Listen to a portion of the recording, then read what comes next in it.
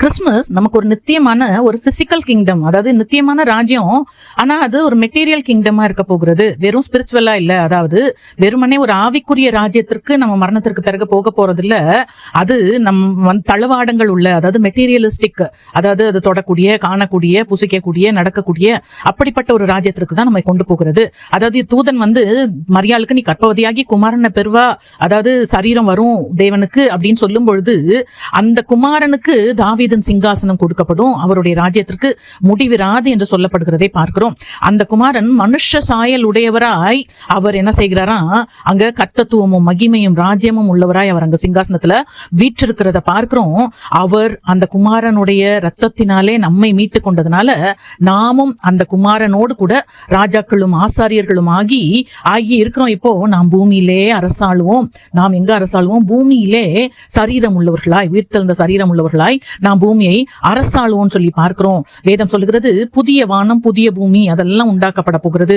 முந்தின வானம் பூமி எல்லாம் ஒழிந்து போகும். அப்ப அந்த உயிர்த்தெழுந்த சரீரம் நமக்கு ஒன்று உண்டாயிருக்கும். சோ இது எல்லாமே வெறுமனே ஸ்பிரிச்சுவல் சென்ஸ்ல இல்ல, மெட்டீரியலிஸ்டிக்கா ஒரு கிங்டம் நமக்கு இருக்க போகிறது. அப்போ அந்த சரீரம் உள்ள அந்த மனுஷகுமாரன், உயிர்த்தெழுந்த சரீரம் உள்ள மனுஷகுமாரன் மனுஷர்களோடு கூட என்ன செய்வாரு?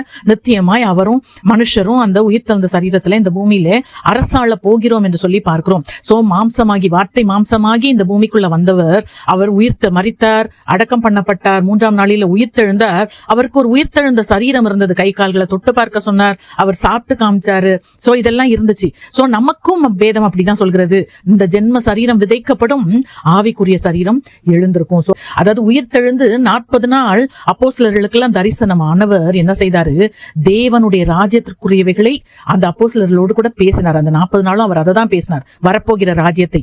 அந்த வரப்போகிற ராஜ்யத்தை குறித்து பேசின இயேசு கிறிஸ்து அநேகம் தெளிவான திருஷ்டாந்தங்களினாலே அவர்களுக்கு தம்மை உயிரோடு இருக்கிறவராக, சரீரம் உடையவராக அவரங்க காண்பித்தார். சோ கிறிஸ்துவின் அந்த இனி வரப்போகிறதான அந்த நித்திய ராஜ்யம் தேசங்களை ஆளப்போகிற ராஜ்யம், மனுஷரை ஆளப்போகிற ராஜ்யம், வெறுமனே சரீரமற்ற ஆத்துமாக்களை அல்ல அப்படின்னு சொல்லி பார்க்கிறோம். சோ ராஜ்யம் மனத்திற்கு கீழே பரிசுத்தவான்களுக்கு கொடுக்கப்படுகிறது, ராஜ்யங்களுக்கு மேல் நமக்கு அதிகாரம் கொடுக்கப்படுகிறது.